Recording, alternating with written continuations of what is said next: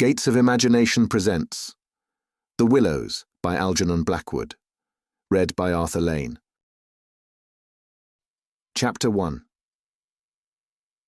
After leaving Vienna, and long before you come to Budapest, the Danube enters a region of singular loneliness and desolation, where its waters spread away on all sides regardless of a main channel, and the country becomes a swamp for miles upon miles, covered by a vast sea of low willow bushes.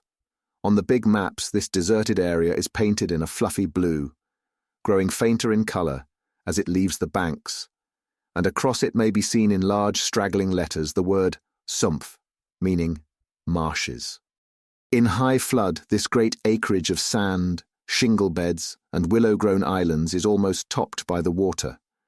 But in normal seasons the bushes bend and rustle in the free winds, showing their silver leaves to the sunshine in an ever-moving plain of bewildering beauty. These willows never attain to the dignity of trees. They have no rigid trunks. They remain humble bushes, with rounded tops and soft outline, swaying on slender stems that answer to the least pressure of the wind, supple as grasses, and so continually shifting that they somehow give the impression that the entire plain is moving and alive. For the wind sends waves rising and falling over the whole surface, waves of leaves instead of waves of water. Green swells like the sea, too, until the branches turn and lift, and then silvery white as their underside turns to the sun. Happy to slip beyond the control of the stern banks, the Danube here wanders about at will among the intricate network of channels intersecting the islands everywhere with broad avenues down which the waters pour with a shouting sound, making whirlpools, eddies, and foaming rapids, tearing at the sandy banks, carrying away masses of shore and willow clumps, and forming new islands innumerably which shift daily in size and shape and possess at best an impermanent life, since the flood time obliterates their very existence. Properly speaking, this fascinating part of the river's life begins soon after leaving Pressburg, and we, in our Canadian canoe, with gypsy tent and frying pan on board, reached it on the crest of a rising flood about mid-July. That very same morning, when the sky was reddening before sunrise, we had slipped swiftly through still sleeping Vienna, leaving it a couple of hours later a mere patch of smoke against the blue hills of the Wienerwald on the horizon. We had breakfasted below Fischeramend under a grove of birch trees roaring in the wind, and had then swept on the tearing current past Orth, Heinberg, Petronell, the old Roman Carnuntum of Marcus Aurelius, and so under the frowning heights of Thelsen on a spur of the Carpathians, where the march steals in quietly from the left, and the frontier is crossed between Austria and Hungary. Racing along at 12 kilometers an hour soon took us well into Hungary, and the muddy waters, sure sign of flood, sent us aground on many a shingle bed, and twisted us like a cork in many a sudden belching whirlpool before the towers of Pressburg, Hungarian Pozsony, showed against the sky, and then the canoe, leaping like a spirited horse, flew at top speed under the grey walls, negotiated safely the sunken chain of the Fliegende ferry, turned the corner sharply to the left, and plunged on yellow foam into the wilderness of islands, sandbanks, and swampland beyond, the land of the Willows. The change came suddenly, as when a series of bioscope pictures snaps down on the streets of a town and shifts without warning into the scenery of lake and forest. We entered the land of desolation on wings, and in less than half an hour there was neither boat nor fishing hut, nor red roof, nor any single sign of human habitation and civilization within sight. The sense of remoteness from the world of humankind, the utter isolation, the fascination of this singular world of willows, winds, and waters, instantly laid its spell upon us both, so that we allowed laughingly to one another that we ought by right to have held some special kind of passport to admit us, and that we had somewhat audaciously come without asking leave into a separate little kingdom of wonder and magic, a kingdom that was reserved for the use of others who had a right to it, with everywhere unwritten warnings to trespassers for those who had the imagination to discover them. Though still early in the afternoon, the ceaseless buffetings of a most tempestuous wind made us feel weary, and we at once began casting about for a suitable camping ground for the night. But the bewildering character of the islands made landing difficult. The swirling flood carried us inshore and then swept us out again. The willow branches tore our hands as we seized them to stop the canoe, and we pulled many a yard of sandy bank into the water before at length we shot with a great sideways blow from the wind into a backwater and managed to beach the bows in a cloud of spray. Then we lay panting and laughing after our exertions on the hot yellow sand, sheltered from the wind, and in the full blaze of a scorching sun, a cloudless blue sky above, and an immense army of dancing, shouting willow bushes, closing in from all sides, shining with spray and clapping their 1,000 little hands as though to applaud the success of our efforts. "What a river," I said to my companion, thinking of all the way we had travelled from the source in the Black Forest, and how he had often been obliged to wade and push in the upper shallows at the beginning of June. "Won't stand much nonsense now, will it?" he said, pulling the canoe a little farther into safety up the sand, and then composing himself for a nap. I lay by his side, happy and peaceful, in the bath of the elements, water, wind, sand, and the great fire of the sun, thinking of the long journey that lay behind us, and of the great stretch before us to the Black Sea, and how lucky I was to have such a delightful and charming travelling companion as my friend, the Swede. We had made many similar journeys together, but the Danube, more than any other river I knew, impressed us from the very beginning with its aliveness. From its tiny, bubbling entry into the world among the pinewood gardens of Donaueschingen, until this moment when it began to play the great river game of losing itself among the deserted swamps, unobserved, unrestrained, it had seemed to us like following the growth of some living creature. Sleepy at first, but later developing violent desires as it became conscious of its deep soul, it rolled, like some huge fluid being, through all the countries we had passed, holding our little craft on its mighty shoulders, playing roughly with us sometimes, yet always friendly and well-meaning, till at length we had come inevitably to regard it as a great personage. How, indeed, could it be otherwise, since it told us so much of its secret life? At night we heard it singing to the moon as we lay in our tent, uttering that odd sibilant note peculiar to itself, and said to be caused by the rapid tearing of the pebbles along its bed, so great is its hurrying speed. We knew, too, the voice of its gurgling whirlpools, suddenly bubbling up on a surface previously quite calm, the roar of its shallows and swift rapids, its constant steady thundering below all mere surface sounds, and that ceaseless tearing of its icy waters at the banks. How it stood up and shouted when the rains fell flat upon its face, and how its laughter roared out when the wind blew upstream and tried to stop its growing speed. We knew all its sounds and voices, its tumblings and foamings, its unnecessary splashing against the bridges, that self-conscious chatter when there were hills to look on, the affected dignity of its speech when it passed through the little towns, far too important to laugh, and all these faint, sweet whisperings when the sun caught it fairly in some slow curve and poured down upon it till the steam rose. It was full of tricks, too, in its early life before the great world knew it. There were places in the upper reaches among the Swabian forests when yet the first whispers of its destiny had not reached it, where it elected to disappear through holes in the ground, to appear again on the other side of the porous limestone hills and start a new river with another name, leaving, too, so little water in its own bed that we had to climb out and wade and push the canoe through miles of shallows. And a chief pleasure, in those early days of its irresponsible youth, was to lie low, like Brer Fox, just before the little turbulent tributaries came to join it from the Alps, and to refuse to acknowledge them when in, but to run for miles side by side, the dividing line well marked, the very levels different, the Danube utterly declining to recognize the newcomer. Below Passau, however, it gave up this particular trick.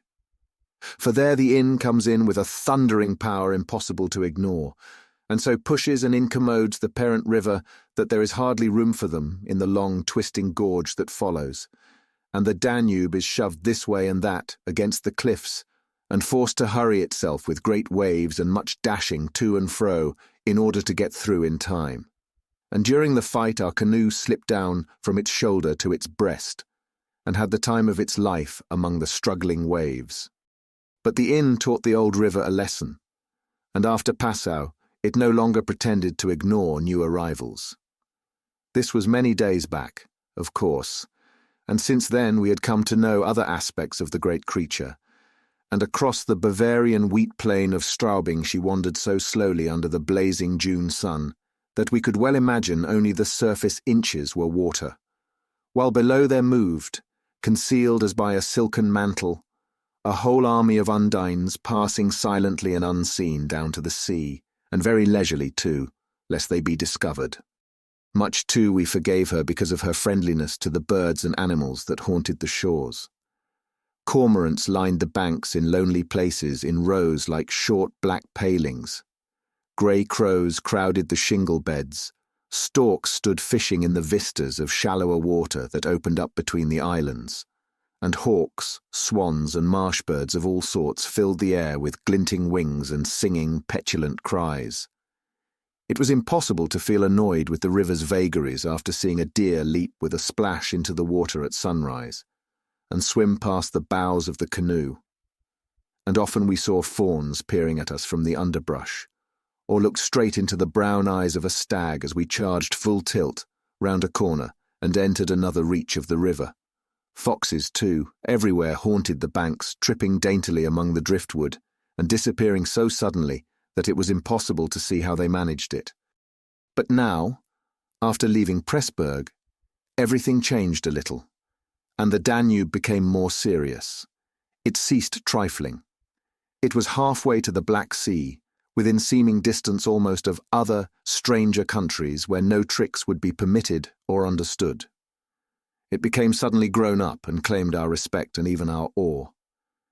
It broke out into three arms, for one thing, that only met again 100 kilometers farther down, and for a canoe there were no indications which one was intended to be followed.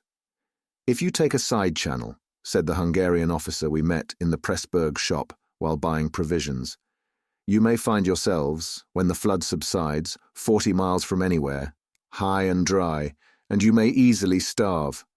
There are no people, no farms, no fishermen. I warn you not to continue. The river, too, is still rising, and this wind will increase." The rising river did not alarm us in the least, but the matter of being left high and dry by a sudden subsidence of the waters might be serious, and we had consequently laid in an extra stock of provisions. For the rest, the officer's prophecy held true, and the wind, blowing down a perfectly clear sky, increased steadily till it reached the dignity of a westerly gale. It was earlier than usual when we camped, for the sun was a good hour or two from the horizon, and leaving my friend still asleep on the hot sand, I wandered about in desultory examination of our hotel. The island, I found, was less than an acre in extent, a mere sandy bank standing some 2 or 3 feet above the level of the river. The far end, pointing into the sunset, was covered with flying spray which the tremendous wind drove off the crests of the broken waves. It was triangular in shape, with the apex upstream. I stood there for several minutes, watching the impetuous crimson flood bearing down with a shouting roar, dashing in waves against the bank as though to sweep it bodily away, and then swirling by in 2 foaming streams on either side. The ground seemed to shake with the shock and rush, while the furious movement of the willow bushes, as the wind poured over them, increased the curious illusion that the island itself actually moved. Above, for a mile or two, I could see the great river descending upon me. It was like looking up the slope of a sliding hill, white with foam, and leaping up everywhere to show itself to the sun. The rest of the island was too thickly grown with willows to make walking pleasant, but I made the tour, nevertheless. From the lower end the light of course changed, and the river looked dark and angry. Only the backs of the flying waves were visible, streaked with foam, and pushed forcibly by the great puffs of wind that fell upon them from behind. For a short mile it was visible, pouring in and out among the islands, and then disappearing with a huge sweep into the Willows, which closed about it like a herd of monstrous, antediluvian creatures crowding down to drink. They made me think of gigantic sponge-like growths that sucked the river up into themselves. They caused it to vanish from sight. They herded there together in such overpowering numbers. Altogether, it was an impressive scene, with its utter loneliness, its bizarre suggestion. And as I gazed, long and curiously, a singular emotion began to stir somewhere in the depths of me. Midway in my delight of the wild beauty, there crept, unbidden and unexplained, a curious feeling of disquietude, almost of alarm. A rising river, perhaps, always suggests something of the ominous. Many of the little islands I saw before me would probably have been swept away by the morning. This resistless, thundering flood of water touched the sense of awe. Yet I was aware that my uneasiness lay deeper far than the emotions of awe and wonder. It was not that I felt, nor had it directly to do with the power of the driving wind. This shouting hurricane that might almost carry up a few acres of willows into the air and scatter them like so much chaff over the landscape. The wind was simply enjoying itself, for nothing rose out of the flat landscape to stop it, and I was conscious of sharing its great game with a kind of pleasurable excitement. Yet this novel emotion had nothing to do with the wind. Indeed, so vague was the sense of distress I experienced, that it was impossible to trace it to its source and deal with it accordingly, though I was aware somehow that it had to do with my realization of our utter insignificance before this unrestrained power of the elements about me. The huge-grown river had something to do with it too. A vague, unpleasant idea that we had somehow trifled with these great elemental forces in whose power we lay helpless every hour of the day and night. For here, indeed, they were gigantically at play together, and the sight appealed to the imagination. But my emotion, so far as I could understand it, seemed to attach itself more particularly to the willow bushes, to these acres and acres of willows, crowding, so thickly growing there, swarming everywhere the eye could reach, pressing upon the river as though to suffocate it, standing in dense array mile after mile beneath the sky, watching, waiting, listening. And apart quite from the elements, the willows connected themselves subtly with my malaise, attacking the mind insidiously somehow by reason of their vast numbers, and contriving in some way or other to represent to the imagination a new and mighty power, a power, moreover, not altogether friendly to us. Great revelations of nature, of course, never fail to impress in one way or another, and I was no stranger to moods of the kind. Mountains overawe and oceans terrify, while the mystery of great forests exercises a spell peculiarly its own.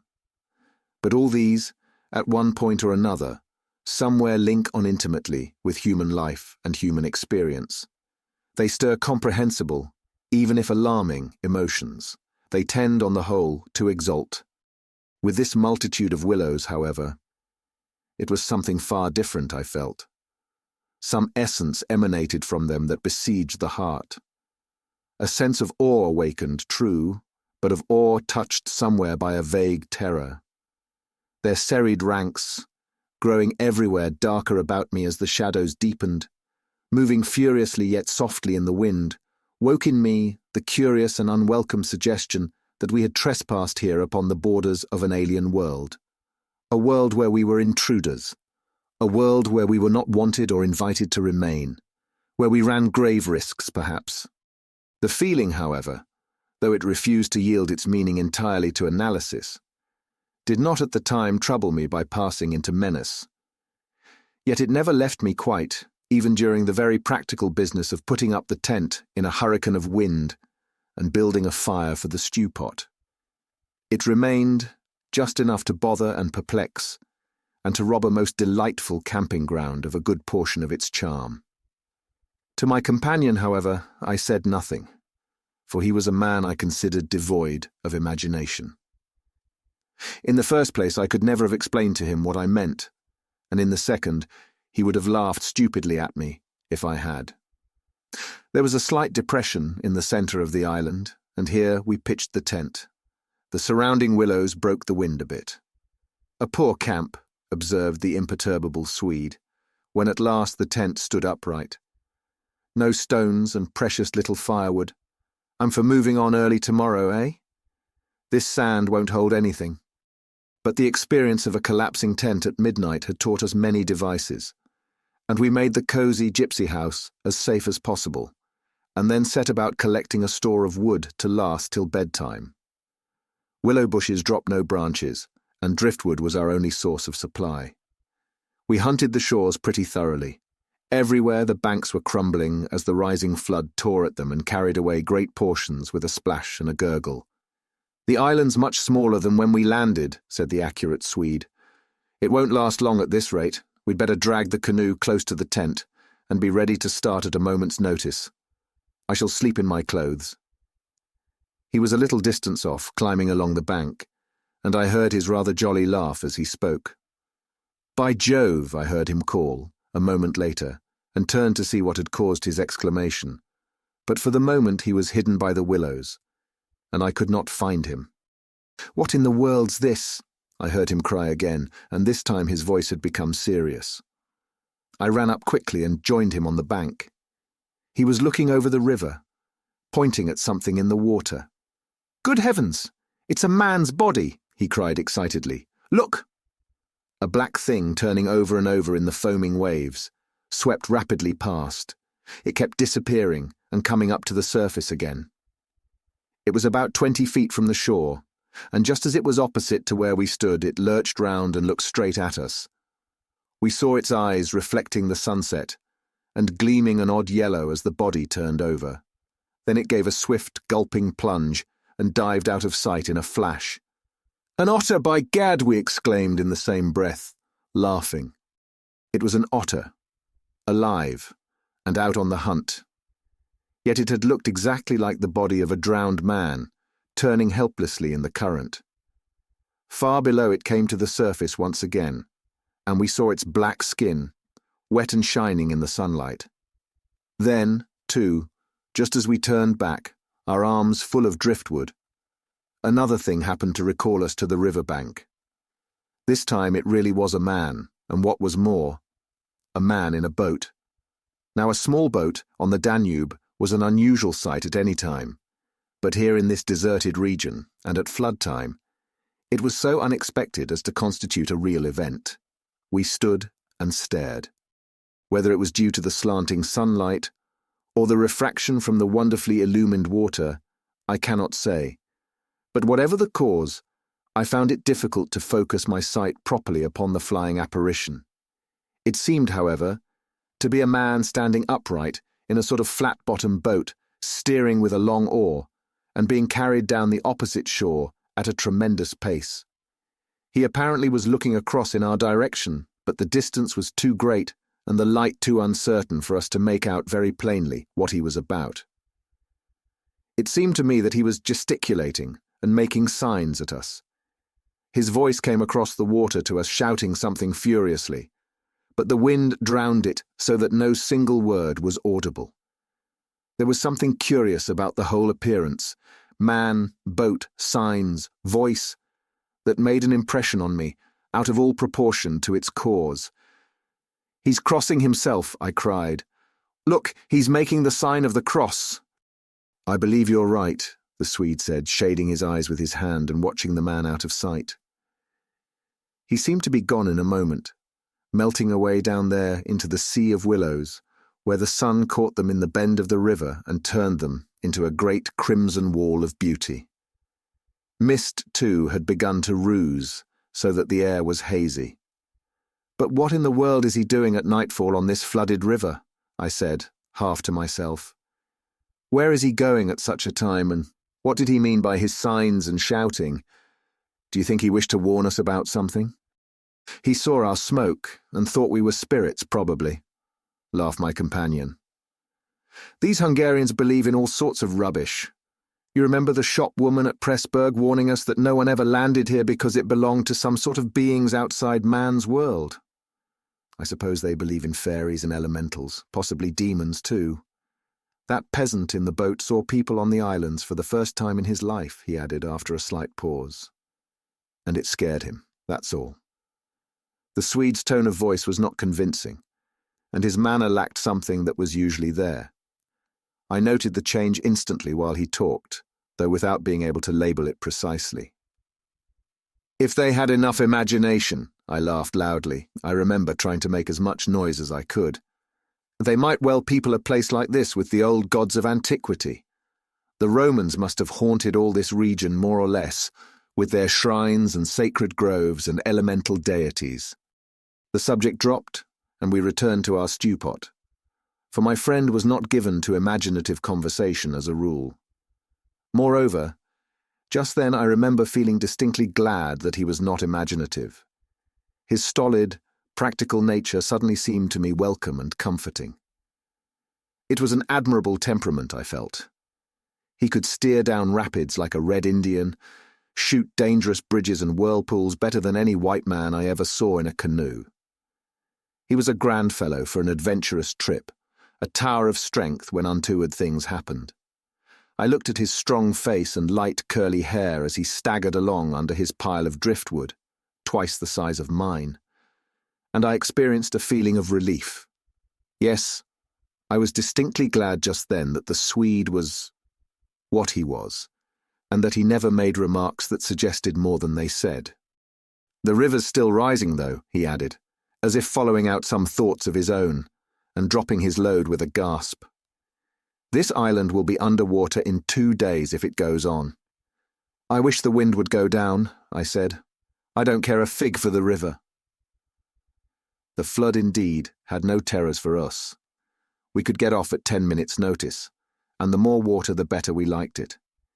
It meant an increasing current and the obliteration of the treacherous shingle beds that so often threatened to tear the bottom out of our canoe. Contrary to our expectations, the wind did not go down with the sun.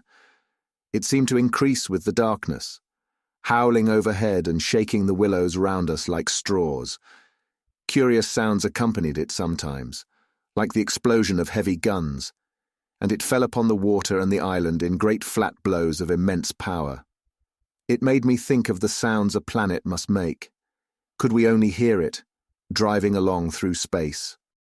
But the sky kept wholly clear of clouds, and soon after supper, the full moon rose up in the east and covered the river and the plain of shouting willows, with a light like the day. We lay on the sandy patch beside the fire, smoking, listening to the noises of the night round us, and talking happily of the journey we had already made and of our plans ahead. The map lay spread in the door of the tent, but the high wind made it hard to study, and presently we lowered the curtain and extinguished the lantern. The firelight was enough to smoke and see each other's faces by, and the sparks flew about overhead like fireworks. A few yards beyond, the river gurgled and hissed, and from time to time a heavy splash announced the falling away of further portions of the bank. Our talk, I noticed, had to do with the faraway scenes and incidents of our first camps in the Black Forest, or of other subjects altogether remote from the present setting. For neither of us spoke of the actual moment more than was necessary, almost as though we had agreed tacitly to avoid discussion of the camp and its incidents. Neither the otter nor the boatman, for instance, received the honour of a single mention, though ordinarily these would have furnished discussion for the greater part of the evening. They were, of course, distinct events in such a place.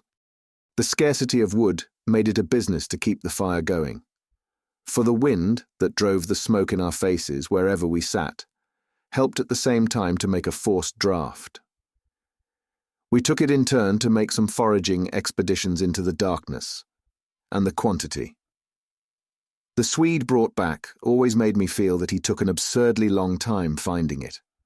For the fact was, I did not care much about being left alone, and yet it always seemed to be my turn to grub about among the bushes or scramble along the slippery banks in the moonlight, The long day's battle with wind and water, such wind and such water, had tired us both, and an early bed was the obvious program, yet neither of us made the move for the tent.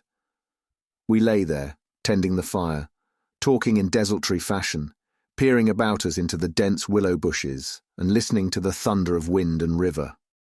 The loneliness of the place had entered our very bones, and silence seemed natural, for after a bit the sound of our voices became a trifle unreal and forced.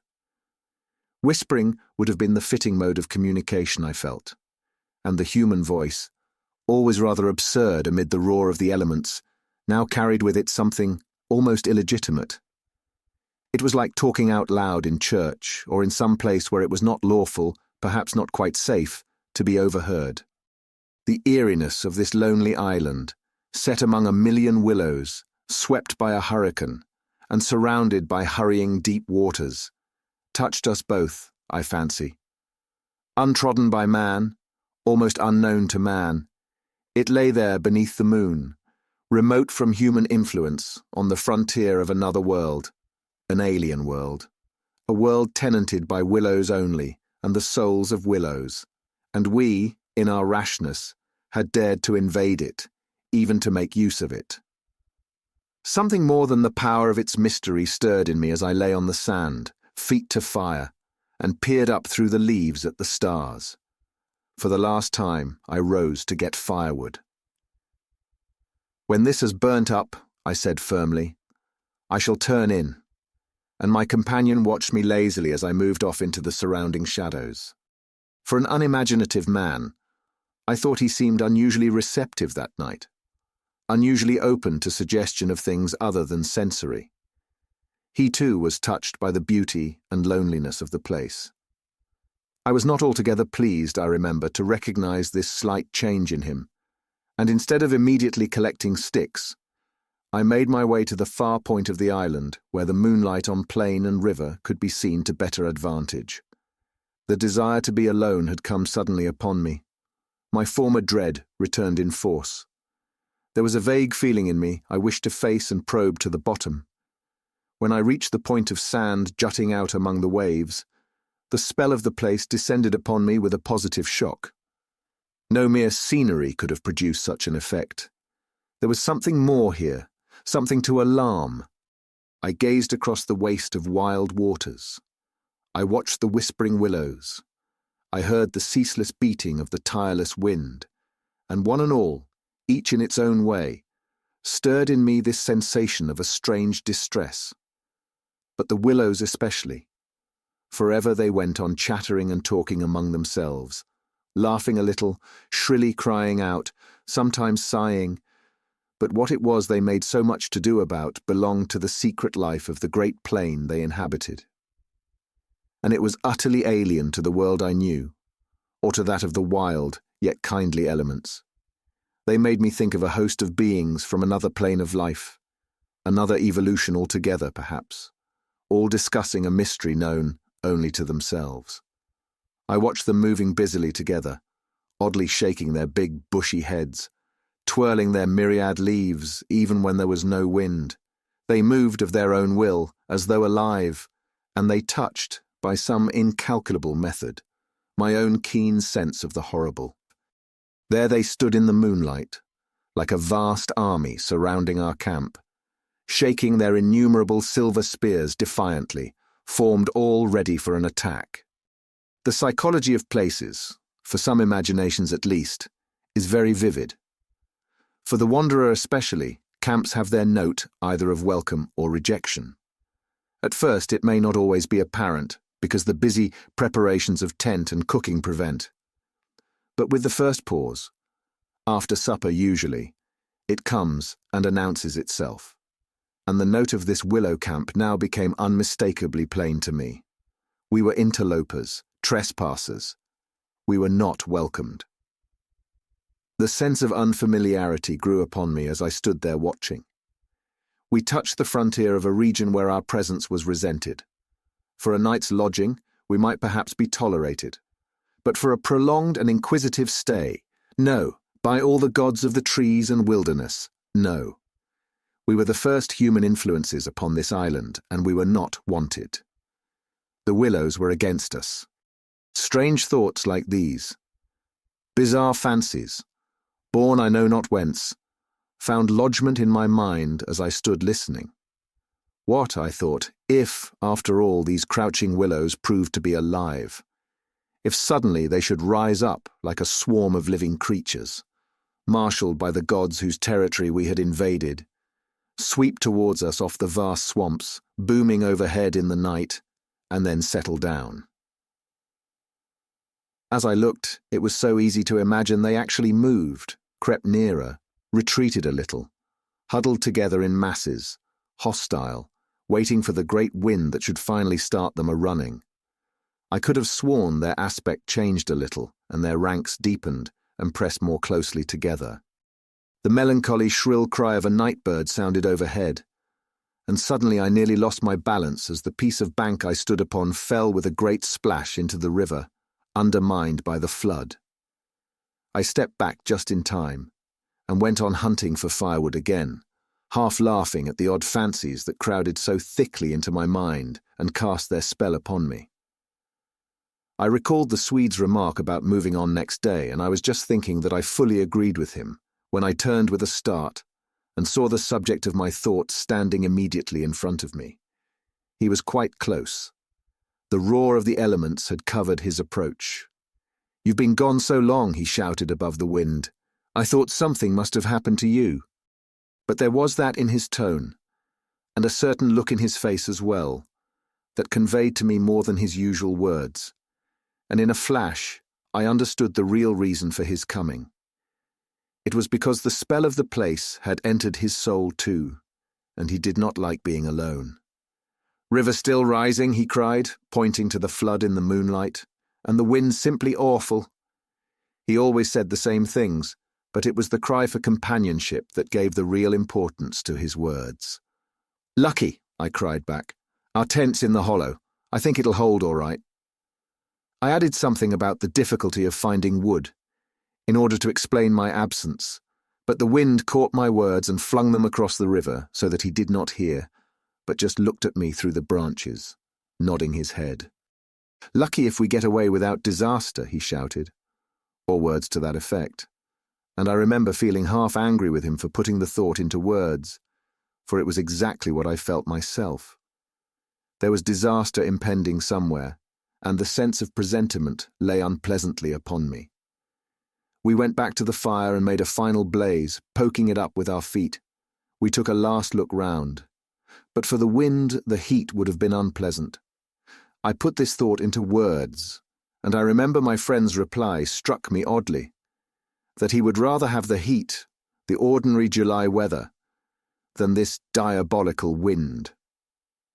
Everything was snug for the night, the canoe lying turned over beside the tent, with both yellow paddles beneath her, the provision sack hanging from a willow stem, and the washed-up dishes removed to a safe distance from the fire, all ready for the morning meal. We smothered the embers of the fire with sand, and then turned in. The flap of the tent door was up, and I saw the branches and the stars and the white moonlight.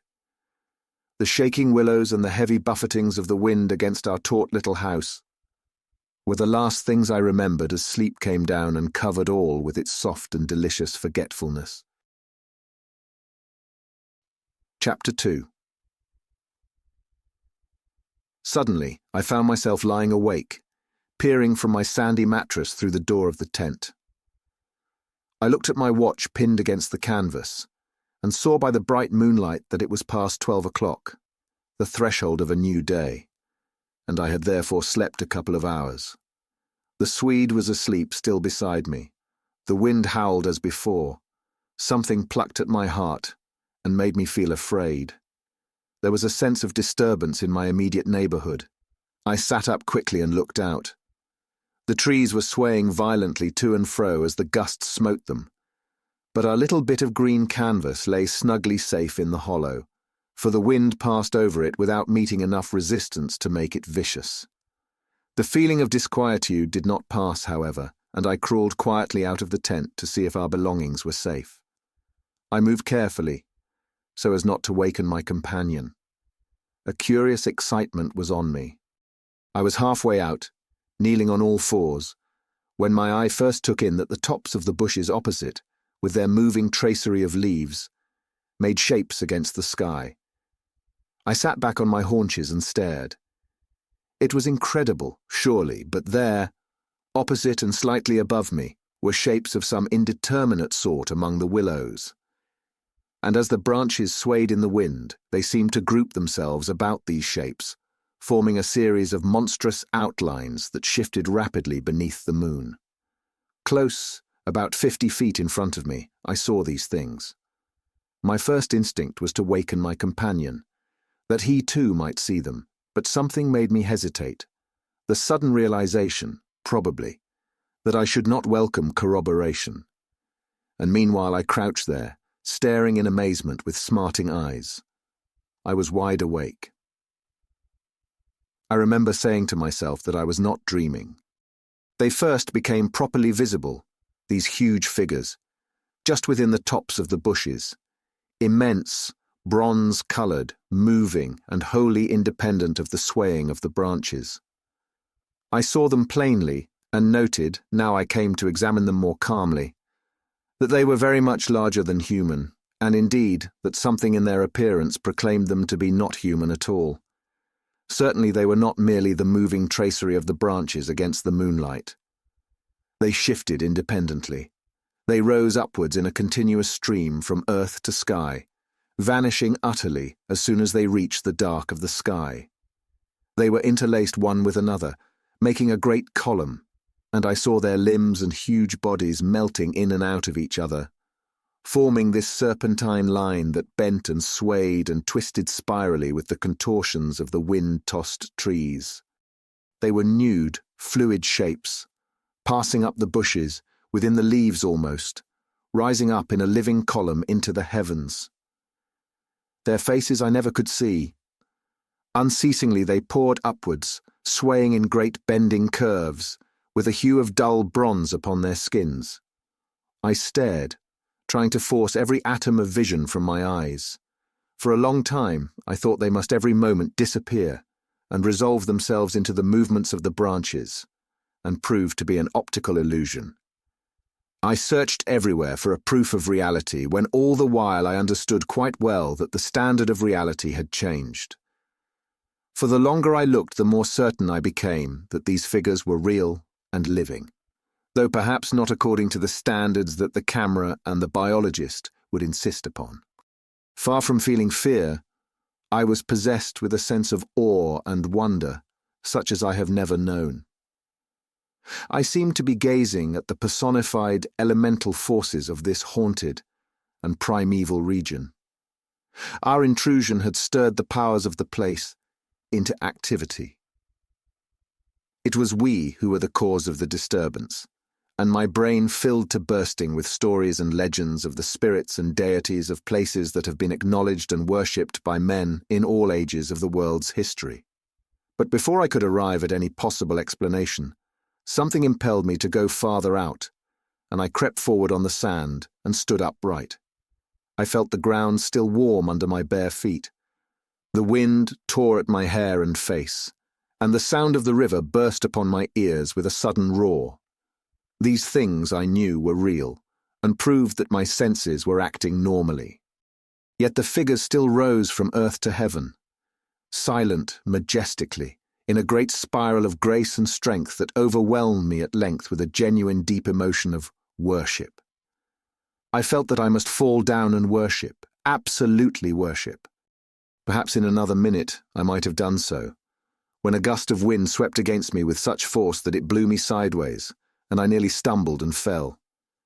It seemed to shake the dream violently out of me. At least, it gave me another point of view somehow. The figures still remained, still ascended into heaven from the heart of the night. But my reason at last began to assert itself. It must be a subjective experience, I argued, none the less real for that, but still subjective. The moonlight and the branches combined to work out these pictures upon the mirror of my imagination, and for some reason I projected them outwards and made them appear objective. I knew this must be the case, of course. I took courage, and began to move forward across the open patches of sand. By Jove, though, was it all hallucination? Was it merely subjective? Did not my reason argue in the old, futile way from the little standard of the known? I only know that great column of figures ascended darkly into the sky for what seemed a very long period of time, and with a very complete measure of reality, as most men are accustomed to gauge reality. Then suddenly, they were gone. And once they were gone, and the immediate wonder of their great presence had passed, fear came down upon me with a cold rush. The esoteric meaning of this lonely and haunted region suddenly flamed up within me, and I began to tremble dreadfully. I took a quick look round, a look of horror that came near to panic, calculating vainly ways of escape, and then, realizing how helpless I was to achieve anything really effective, I crept back silently into the tent and lay down again upon my sandy mattress, first lowering the door curtain to shut out the sight of the willows in the moonlight, and then burying my head as deeply as possible beneath the blankets to deaden the sound of the terrifying wind. Chapter 3. As though further to convince me that I had not been dreaming, I remember that it was a long time before I fell again into a troubled and restless sleep. And even then, only the upper crust of me slept. And underneath there was something that never quite lost consciousness, but lay alert and on the watch. But this second time I jumped up with a genuine start of terror. It was neither the wind nor the river that woke me, but the slow approach of something that caused the sleeping portion of me to grow smaller and smaller till at last it vanished altogether, and I found myself sitting bolt upright, listening. Outside there was a sound of multitudinous little patterings. They had been coming, I was aware, for a long time, and in my sleep they had first become audible. I sat there nervously wide awake as though I had not slept at all. It seemed to me that my breathing came with difficulty, and that there was a great weight upon the surface of my body. In spite of the hot night, I felt clammy with cold and shivered. Something surely was pressing steadily against the sides of the tent, and weighing down upon it from above. Was it the body of the wind? Was this the pattering rain, the dripping of the leaves, the spray blown from the river by the wind and gathering in big drops? I thought quickly of a dozen things. Then suddenly the explanation leapt into my mind. A bough from the poplar, the only large tree on the island, had fallen with the wind. Still half caught by the other branches, it would fall with the next gust and crush us, and meanwhile its leaves brushed and tapped upon the tight canvas surface of the tent. I raised a loose flap and rushed out, calling to the Swede to follow. But when I got out and stood upright, I saw that the tent was free. There was no hanging bough, there was no rain or spray, nothing approached. A cold, grey light filtered down through the bushes, and lay on the faintly gleaming sand. Stars still crowded the sky directly overhead, and the wind howled magnificently, but the fire no longer gave out any glow, and I saw the east reddening in streaks through the trees. Several hours must have passed since I stood there before watching the ascending figures, and the memory of it now came back to me horribly, like an evil dream. Oh, how tired it made me feel, that ceaseless raging wind. Yet though the deep lassitude of a sleepless night was on me, my nerves were tingling with the activity of an equally tireless apprehension, and all idea of repose was out of the question. The river I saw had risen further. Its thunder filled the air, and a fine spray made itself felt through my thin sleeping shirt. Yet nowhere did I discover the slightest evidence of anything to cause alarm. This deep, prolonged disturbance in my heart remained wholly unaccounted for. My companion had not stirred when I called him, and there was no need to waken him now. I looked about me carefully, noting everything. The turned-over canoe, the yellow paddles, 2 of them I'm certain, the provision sack and the extra lantern hanging together from the tree, and crowding everywhere about me, enveloping all, the willows, those endless, shaking willows, a bird uttered its morning cry, and a string of duck passed with whirring flight overhead in the twilight. The sand whirled, dry and stinging, about my bare feet in the wind. I walked round the tent and then went out a little way into the bush, so that I could see across the river to the farther landscape, and the same profound yet indefinable emotion of distress seized upon me again as I saw the interminable sea of bushes stretching to the horizon, looking ghostly and unreal in the wan light of dawn. I walked softly here and there, still puzzling over that odd sound of infinite pattering and of that pressure upon the tent that had wakened me. It must have been the wind, I reflected. The wind bearing upon the loose, hot sand, driving the dry particles smartly against the taut canvas. The wind dropping heavily upon our fragile roof. Yet all the time my nervousness and malaise increased appreciably. I crossed over to the farther shore and noted how the coastline had altered in the night, and what masses of sand the river had torn away. I dipped my hands and feet into the cool current and bathed my forehead. Already there was a glow of sunrise in the sky and the exquisite freshness of coming day. On my way back, I passed purposely beneath the very bushes where I had seen the column of figures rising into the air, and midway, among the clumps, I suddenly found myself overtaken by a sense of vast terror. From the shadows a large figure went swiftly by. Someone passed me, as sure as ever man did. It was a great staggering blow from the wind that helped me forward again, and once out in the more open space, the sense of terror diminished strangely. The winds were about and walking, I remember saying to myself, for the winds often move like great presences under the trees. And altogether, the fear that hovered about me was such an unknown and immense kind of fear, so unlike anything I had ever felt before, that it woke a sense of awe and wonder in me that did much to counteract its worst effects. And when I reached a high point in the middle of the island from which I could see the wide stretch of river, crimson in the sunrise, the whole magical beauty of it all was so overpowering that a sort of wild yearning woke in me and almost brought a cry up into the throat. But this cry found no expression, for as my eyes wandered from the plain beyond to the island round me, and noted our little tent half hidden among the willows, a dreadful discovery leapt out at me, compared to which my terror of the walking winds seemed as nothing at all. For a change, I thought, had somehow come about in the arrangement of the landscape. It was not that my point of vantage gave me a different view, but that an alteration had apparently been effected in the relation of the tent to the willows, and of the willows to the tent. Surely the bushes now crowded much closer. Unnecessarily, unpleasantly close. They had moved nearer, creeping with silent feet over the shifting sands, drawing imperceptibly nearer by soft, unhurried movements.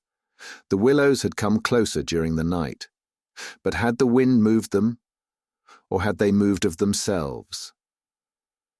I recalled the sound of infinite small patterings, and the pressure upon the tent and upon my own heart that caused me to wake in terror. I swayed for a moment in the wind, like a tree, finding it hard to keep my upright position on the sandy hillock. There was a suggestion here of personal agency, of deliberate intention, of aggressive hostility, and it terrified me into a sort of rigidity. Then the reaction followed quickly. The idea was so bizarre, so absurd that I felt inclined to laugh. But the laughter came no more readily than the cry, for the knowledge that my mind was so receptive to such dangerous imaginings brought the additional terror that it was through our minds and not through our physical bodies that the attack would come and was coming. The wind buffeted me about, and very quickly it seemed, the sun came up over the horizon, for it was after 4 o'clock, and I must have stood on that little pinnacle of sand longer than I knew, afraid to come down to close quarters with the willows. I returned quietly, creepily, to the tent, first taking another exhaustive look round and, yes, I confess it, making a few measurements. I paced out on the warm sand, the distances between the willows and the tent, making a note of the shortest distance particularly. I crawled stealthily into my blankets. My companion, to all appearances, still slept soundly, and I was glad that this was so. Provided my experiences were not corroborated, I could find strength somehow to deny them, perhaps. With the daylight, I could persuade myself that it was all a subjective hallucination, a fantasy of the night, a projection of the excited imagination. Nothing further came in to disturb me, and I fell asleep almost at once, utterly exhausted, yet still in dread of hearing again that weird sound of multitudinous pattering, or of feeling the pressure upon my heart that had made it difficult to breathe. Chapter 4. The sun was high in the heavens when my companion woke me from a heavy sleep and announced that the porridge was cooked and there was just time to bathe. The grateful smell of frizzling bacon entered the tent door. "River still rising," he said, "and several islands out in midstream have disappeared altogether. Our own island's much smaller." "Any wood left?" I asked sleepily. "The wood and the island will finish tomorrow in a dead heat," he laughed. "But there's enough to last us till then." I plunged in from the point of the island, which had indeed altered a lot in size and shape during the night, and was swept down in a moment to the landing place opposite the tent. The water was icy, and the banks flew by like the country from an express train. Bathing under such conditions was an exhilarating operation, and the terror of the night seemed cleansed out of me by a process of evaporation in the brain. The sun was blazing hot. Not a cloud showed itself anywhere. The wind, however, had not abated one little jot. Quite suddenly, then, the implied meaning of the Swede's words flashed across me, showing that he no longer wished to leave post-haste, and had changed his mind. Enough to last till tomorrow. He assumed we should stay on the island another night. It struck me as odd. The night before he was so positive the other way. How had the change come about? Great crumblings of the banks occurred at breakfast, with heavy splashings and clouds of spray which the wind brought into our frying pan, and my fellow traveller talked incessantly about the difficulty the Vienna pest steamers must have to find the channel in flood. But the state of his mind interested and impressed me far more than the state of the river or the difficulties of the steamers. He had changed somehow since the evening before. His manner was different, a trifle excited, a trifle shy, with a sort of suspicion about his voice and gestures. I hardly know how to describe it now in cold blood, but at the time I remember being quite certain of one thing, that he had become frightened. He ate very little breakfast, and for once omitted to smoke his pipe. He had the map spread open beside him, and kept studying its markings. "We'd better get off sharp in an hour," I said presently, feeling for an opening that must bring him indirectly to a partial confession, at any rate. And his answer puzzled me uncomfortably. "Rather, if they'll let us." "Who'll let us? The elements?" I asked quickly, with affected indifference. "The powers of this awful place, whoever they are," he replied, keeping his eyes on the map. "The gods are here, if they are anywhere at all in the world. The elements are always the true immortals," I replied, laughing as naturally as I could manage, yet knowing quite well that my face reflected my true feelings, when he looked up gravely at me and spoke across the smoke. "We shall be fortunate if we get away without further disaster." This was exactly what I had dreaded, and I screwed myself up to the point of the direct question. It was like agreeing to allow the dentist to extract the tooth. It had to come anyhow in the long run, and the rest was all pretense. "Further disaster? Why? What's happened?" "For one thing, the steering paddle's gone," he said quietly. "The steering paddle gone," I repeated, greatly excited, for this was our rudder, and the Danube in flood without a rudder was suicide. "But what—" "And there's a tear in the bottom of the canoe," he added, with a genuine little tremor in his voice. I continued staring at him, able only to repeat the words in his face somewhat foolishly. There, in the heat of the sun and on this burning sand, I was aware of a freezing atmosphere descending round us. I got up to follow him, for he merely nodded his head gravely and led the way towards the tent a few yards on the other side of the fireplace. The canoe still lay there as I had last seen her in the night, ribs uppermost, the paddles, or rather the paddle, on the sand beside her. "There's only one," he said, stooping to pick it up.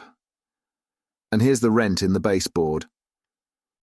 It was on the tip of my tongue to tell him that I had clearly noticed 2 paddles a few hours before, but a second impulse made me think better of it, and I said nothing. I approached to see. There was a long, finely made tear in the bottom of the canoe where a little slither of wood had been neatly taken clean out. It looked as if the tooth of a sharp rock or snag had eaten down her length. An investigation showed that the hole went through. Had we launched out in her without observing it, we must inevitably have foundered. At first the water would have made the wood swell so as to close the hole, but once out in midstream the water must have poured in, and the canoe, never more than 2 inches above the surface, would have filled and sunk very rapidly. "There, you see an attempt to prepare a victim for the sacrifice," I heard him saying, more to himself than to me. 2 victims, rather, he added as he bent over and ran his fingers along the slit. I began to whistle, a thing I always do unconsciously when utterly nonplussed, and purposely paid no attention to his words. I was determined to consider them foolish. "It wasn't there last night," he said presently, straightening up from his examination and looking anywhere but at me. "We must have scratched her in landing, of course," I stopped whistling to say. "The stones are very sharp." I stopped abruptly, for at that moment he turned round and met my eye squarely. I knew just as well as he did how impossible my explanation was. There were no stones to begin with. "And then there's this to explain too," he added quietly, handing me the paddle and pointing to the blade. A new and curious emotion spread freezingly over me as I took and examined it. The blade was scraped down all over, beautifully scraped, as though someone had sandpapered it with care, making it so thin that the first vigorous stroke must have snapped it off at the elbow. "One of us walked in his sleep and did this thing," I said feebly. Or it has been filed by the constant stream of sand particles blown against it by the wind, perhaps." "Ah," said the Swede, turning away, laughing a little. "You can explain everything." "The same wind that caught the steering paddle and flung it so near the bank that it fell in with the next lump that crumbled," I called out after him, absolutely determined to find an explanation for everything he showed me.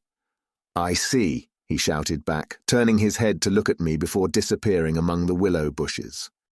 Once alone with these perplexing evidences of personal agency, I think my first thoughts took the form of, one of us must have done this thing, and it certainly was not I.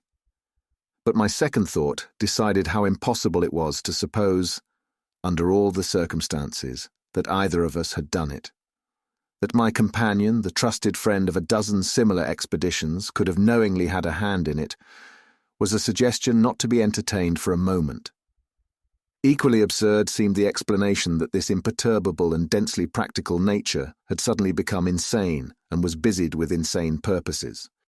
Yet the fact remained that what disturbed me most, and kept my fear actively alive even in this blaze of sunshine and wild beauty, was the clear certainty that some curious alteration had come about in his mind, that he was nervous, timid, suspicious, aware of goings-on he did not speak about, watching a series of secret and hitherto unmentionable events, waiting, in a word, for a climax that he expected, and, I thought, expected very soon. This grew up in my mind intuitively. I hardly knew how. I made a hurried examination of the tent and its surroundings, but the measurements of the night remained the same. There were deep hollows formed in the sand I now noticed for the first time, basin-shaped and of various depths and sizes, varying from that of a teacup to a large bowl. The wind, no doubt, was responsible for these miniature craters, just as it was for lifting the paddle and tossing it towards the water.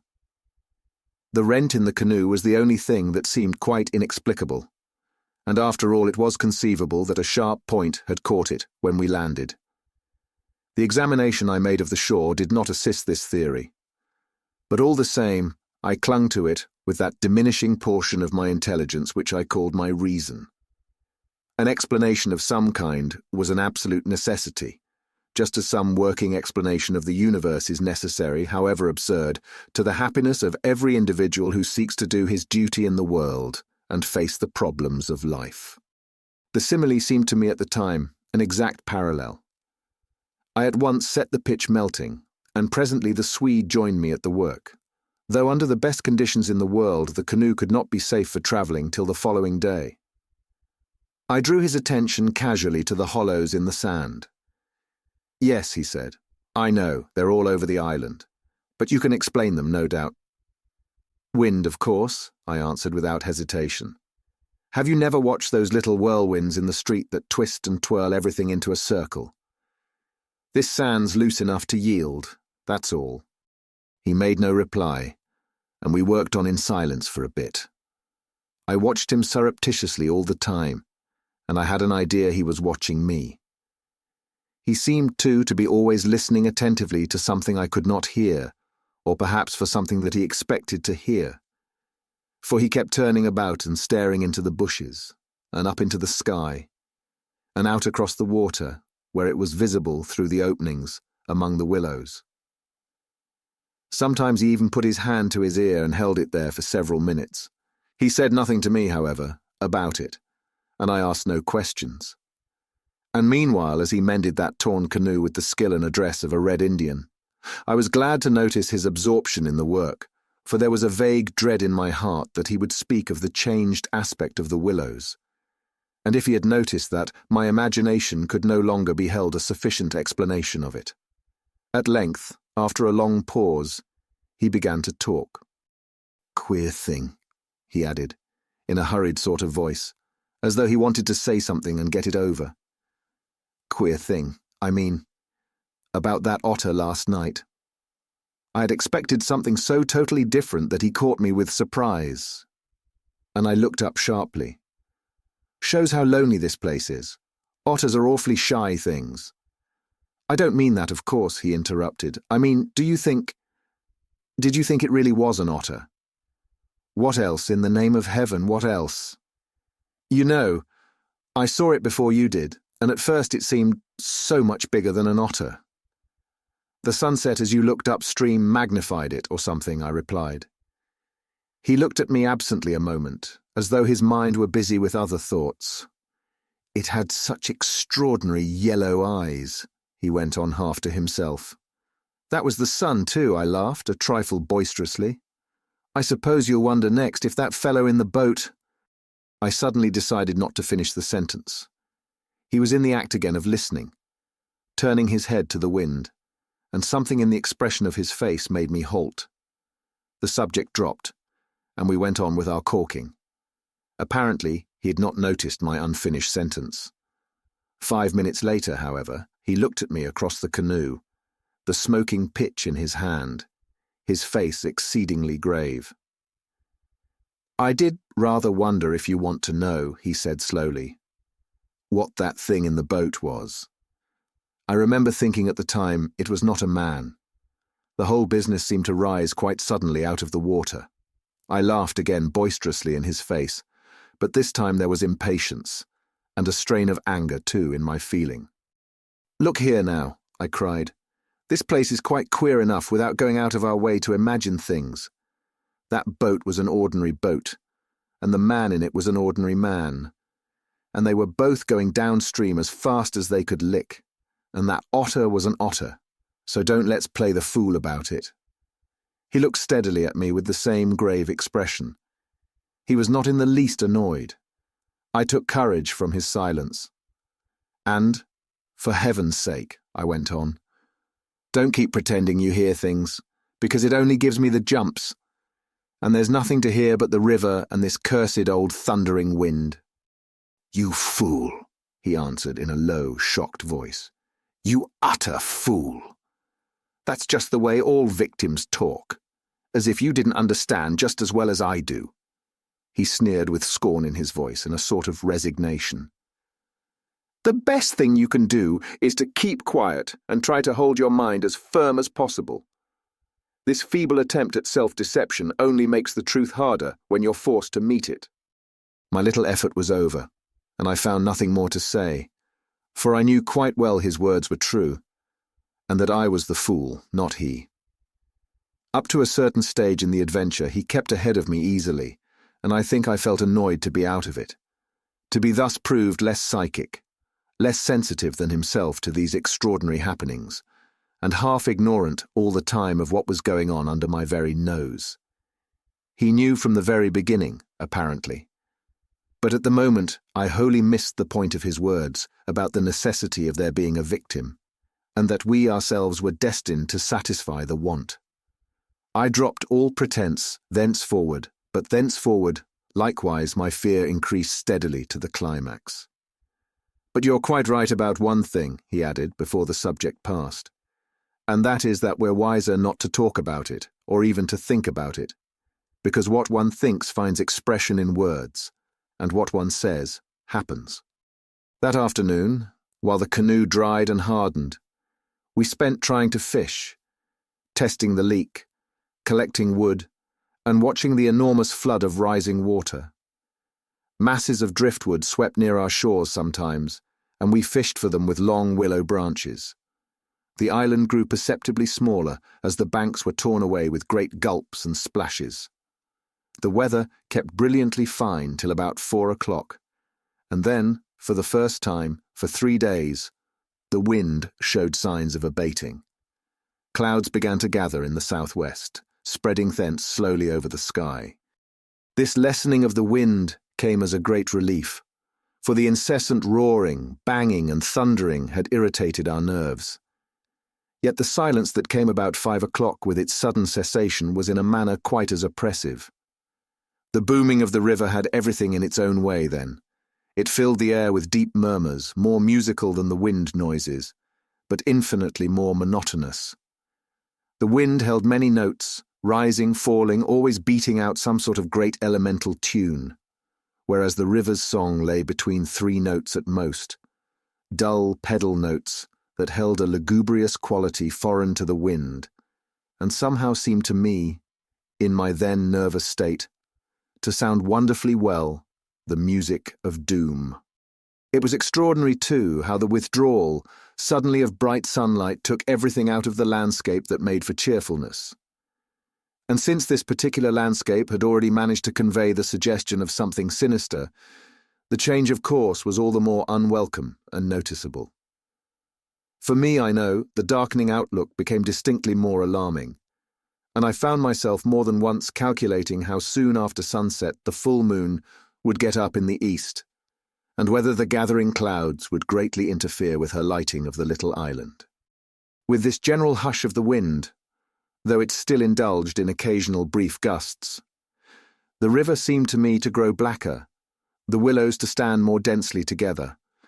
The latter, too, kept up a sort of independent movement of their own, rustling among themselves when no wind stirred, and shaking oddly from the roots upwards.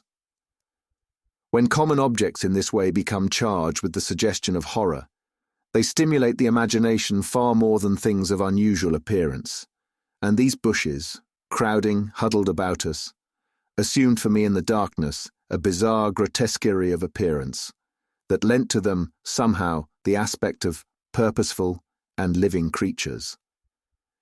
Their very ordinariness, I felt, masked what was malignant and hostile to us. The forces of the region drew nearer with the coming of night. They were focusing upon our island, and more particularly, upon ourselves.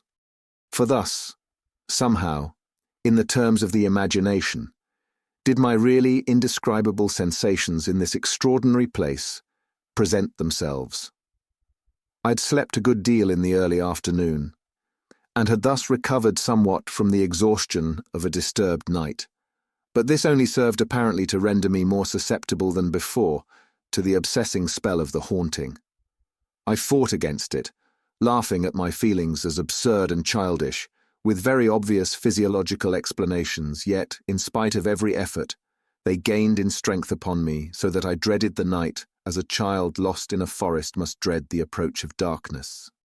The canoe we had carefully covered with a waterproof sheet during the day, and the one remaining paddle had been securely tied by the Swede to the base of a tree, lest the wind should rob us of that too. From 5 o'clock onwards, I busied myself with the stew pot and preparations for dinner, it being my turn to cook that night. We had potatoes, onions, bits of bacon fat to add flavour, and a general thick residue from former stews at the bottom of the pot. With black bread broken up into it, the result was most excellent, and it was followed by a stew of plums with sugar and a brew of strong tea with dried milk. A good pile of wood lay close at hand, and the absence of wind made my duties easy. My companion sat lazily watching me, dividing his attentions between cleaning his pipe and giving useless advice. An admitted privilege of the off-duty man. He had been very quiet all the afternoon, engaged in recorking the canoe, strengthening the tent ropes, and fishing for driftwood while I slept. No more talk about undesirable things had passed between us, and I think his only remarks had to do with the gradual destruction of the island, which he declared was not fully a third smaller than when we first landed. The pot had just begun to bubble when I heard his voice calling to me from the bank, where he had wandered away without my noticing. I ran up. "Come and listen," he said, "and see what you make of it." He held his hand cup-wise to his ear, as so often before. "Now do you hear anything?" he asked, watching me curiously. We stood there, listening attentively together. At first I heard only the deep note of the water, and the hissings rising from its turbulent surface. The willows for once were motionless and silent. Then a sound began to reach my ears faintly.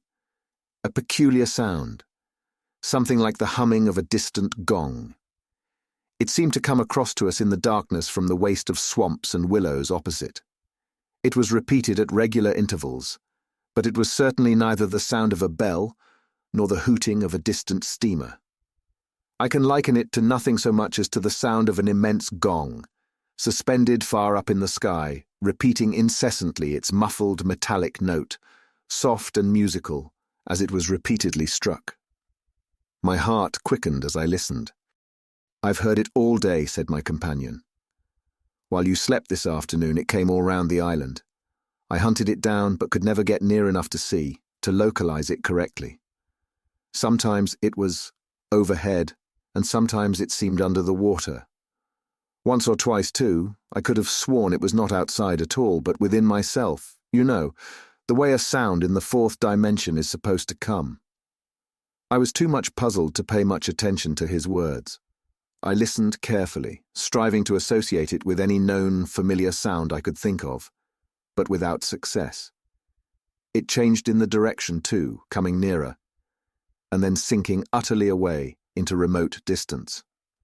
I cannot say that it was ominous in quality, because to me it seemed distinctly musical, yet I must admit it set going a distressing feeling that made me wish I had never heard it.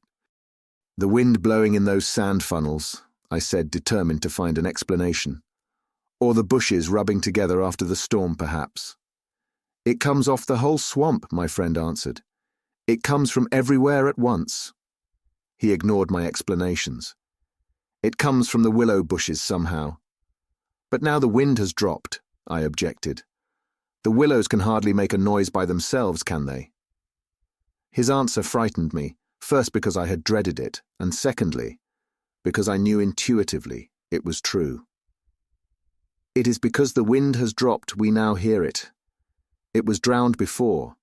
It is the cry, I believe, of the—" I dashed back to my fire, warned by the sound of bubbling that the stew was in danger, but determined at the same time to escape further conversation. I was resolute, if possible, to avoid the exchanging of views. I dreaded, too, that he would begin about the gods, or the elemental forces, or something else disquieting, and I wanted to keep myself well in hand for what might happen later. There was another night to be faced before we escaped from this distressing place, and there was no knowing yet what it might bring forth. "Come and cut up bread for the pot," I called to him, vigorously stirring the appetizing mixture. That stew pot held sanity for us both, and the thought made me laugh. He came over slowly and took the provision sack from the tree, fumbling in its mysterious depths, and then emptying the entire contents upon the ground sheet at his feet. "Hurry up," I cried, "it's boiling." The Swede burst out into a roar of laughter that startled me. It was forced laughter.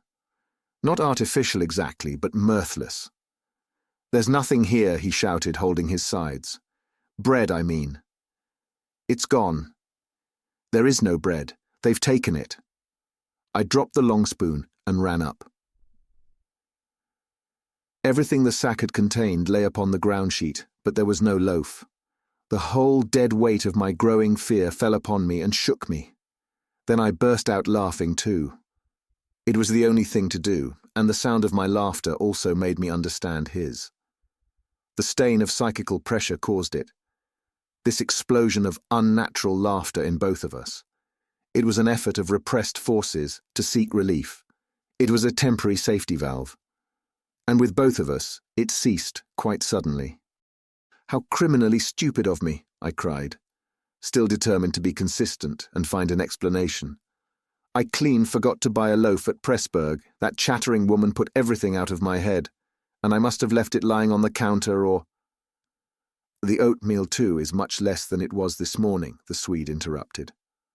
Why in the world need he draw attention to it? I thought angrily. "There's enough for tomorrow," I said, stirring vigorously. "And we can get lots more at Comorn or Gran. In 24 hours, we shall be miles from here." "I hope so, to God," he muttered, putting the things back into the sack. "Unless we're claimed first as victims for the sacrifice," he added with a foolish laugh. He dragged the sack into the tent, for safety's sake, I suppose, and I heard him mumbling to himself, but so indistinctly that it seemed quite natural for me to ignore his words. Our meal was beyond question a gloomy one, and we ate it almost in silence, avoiding one another's eyes and keeping the fire bright. Then we washed up and prepared for the night, and once smoking, our minds unoccupied with any definite duties, the apprehension I had felt all day long became more and more acute. It was not then active fear, I think, but the very vagueness of its origin distressed me far more than if I had been able to tick it and face it squarely. The curious sound I have likened to the note of a gong became now almost incessant, and filled the stillness of the night with a faint, continuous ringing, rather than a series of distinct notes. At one time, it was behind and at another time in front of us. Sometimes I fancied it came from the bushes on our left, and then again from the clumps on our right. More often, it hovered directly overhead like the whirring of wings. It was really everywhere at once. Behind, in front, at our sides and over our heads, completely surrounding us. The sound really defies description. But nothing within my knowledge is like that ceaseless, muffled humming rising off the deserted world of swamps and willows. We sat smoking in comparative silence, the strain growing every minute greater. The worst feature of the situation seemed to me that we did not know what to expect, and could therefore make no sort of preparation by way of defense. We could anticipate nothing. My explanations made in the sunshine, moreover, now came to haunt me with their foolish and wholly unsatisfactory nature, and it was more and more clear to us that some kind of plain talk with my companion was inevitable, whether I liked it or not. After all, we had to spend the night together and to sleep in the same tent side by side. I saw that I could not get along much longer without the support of his mind, and for that, of course, plain talk was imperative. As long as possible, however, I postponed this little climax, and tried to ignore or laugh at the occasional sentences he flung into the emptiness. Some of these sentences, moreover, were confoundedly disquieting to me, coming as they did to corroborate much that I felt myself. Corroboration, too, which made it so much more convincing, from a totally different point of view. He composed such curious sentences, and hurled them at me in such an inconsequential sort of way, as though his main line of thought was secret to himself, and these fragments were mere bits he found it impossible to digest. He got rid of them by uttering them. Speech relieved him. It was like being sick.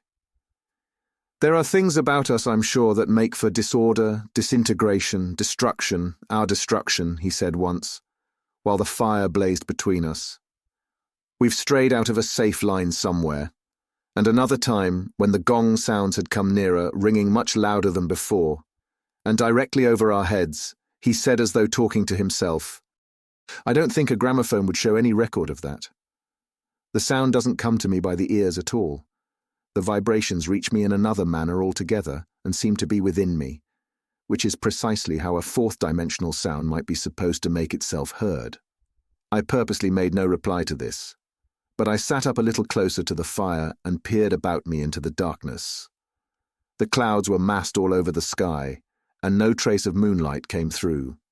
Very still, too, everything was, so that the river and the frogs had things all their own way. It has that about it, he went on, which is utterly out of common experience. It is unknown. Only one thing describes it, really. It is a non-human sound. I mean a sound outside humanity. Having rid himself of this indigestible morsel, he lay quiet for a time. But he had so admirably expressed my own feeling that it was a relief to have the thought out, and to have confined it, by the limitation of words from dangerous wandering to and fro in the mind. The solitude of that Danube camping place, can I ever forget it? The feeling of being utterly alone on an empty planet. My thoughts ran incessantly upon cities and the haunts of men. I would have given my soul, as the saying is, for the feel of those Bavarian villages we'd passed through by the score, for the normal, human commonplaces, peasants drinking beer, tables beneath the trees, hot sunshine, and a ruined castle on the rocks behind the red-roofed church. Even the tourists would have been welcome. Yet what I felt of dread was no ordinary ghostly fear. It was infinitely greater, stranger, and seemed to arise from some dim, ancestral sense of terror, more profoundly disturbing than anything I had known or dreamed of. We had strayed, as the Swede put it, into some region or some set of conditions where the risks were great, yet unintelligible to us, where the frontiers of some unknown world lay close about us. It was a spot held by the dwellers in some outer space, a sort of peephole whence they could spy upon the earth, themselves unseen, a point where the veil between had worn a little thin. As the final result of too long a sojourn here, we should be carried over the border and deprived of what we called our lives, yet by mental, not physical, processes. In that sense, as he said, we should be the victims of our adventure. A sacrifice. It took us in different fashion, each according to the measure of his sensitiveness and powers of resistance.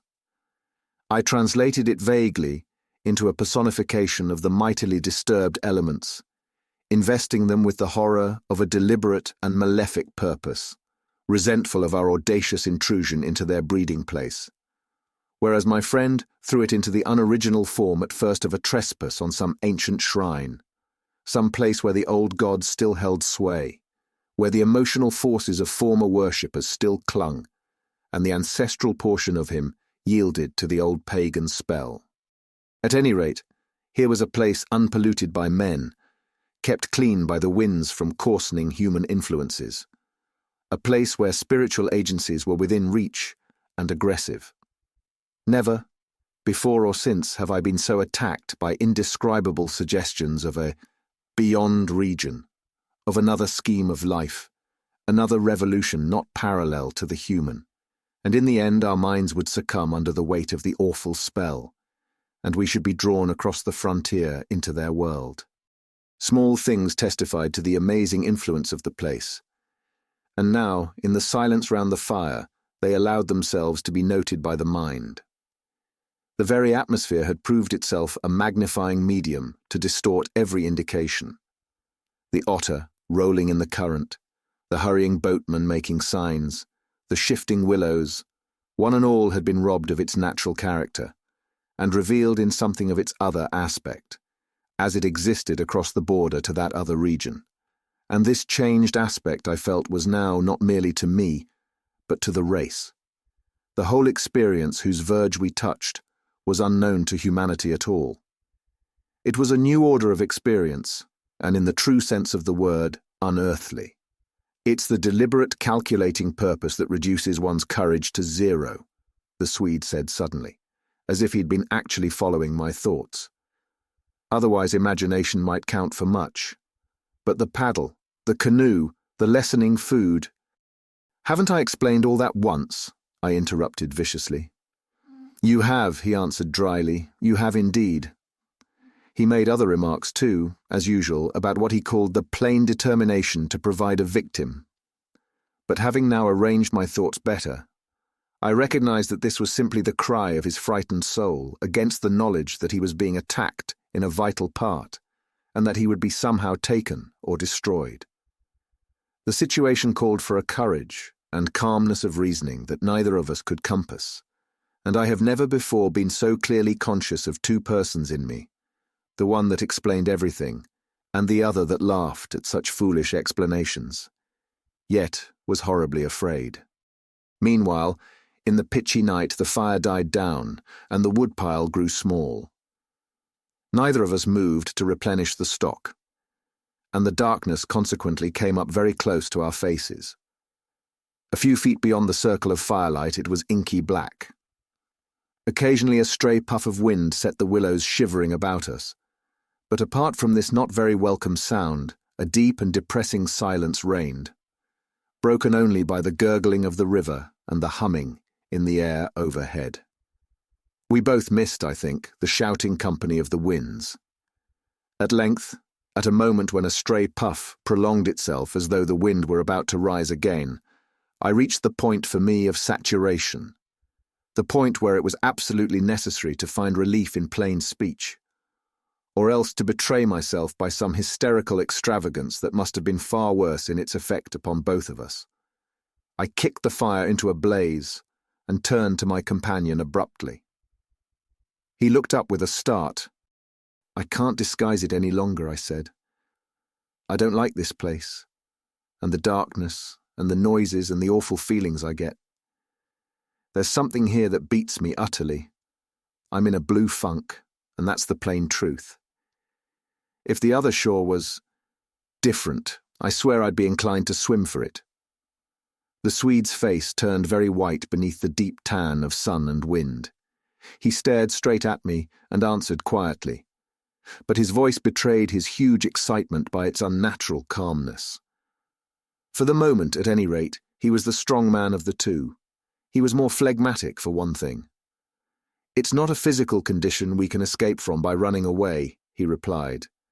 In the tone of a doctor diagnosing some grave disease, "We must sit tight and wait.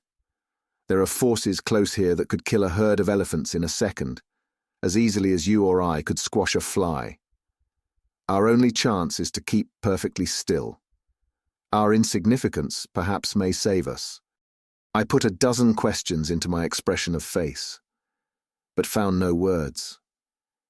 It was precisely like listening to an accurate description of a disease whose symptoms had puzzled me. "I mean that so far, although aware of our disturbing presence, they have not found us. Not illocated us, as the Americans say," he went on. "They're blundering about like men hunting for a leak of gas. The paddle and canoe and provisions prove that. I think they feel us, but cannot actually see us. We must keep our minds quiet. It's our minds they feel. We must control our thoughts, or it's all up with us." "Death, you mean?" I stammered, icy with the horror of his suggestion. "Worse, by far," he said. "Death, according to one's belief, means either annihilation or release from the limitations of the senses. But it involves no change of character. You don't suddenly alter just because the body's gone. But this means a radical alteration, a complete change, a horrible loss of oneself by substitution.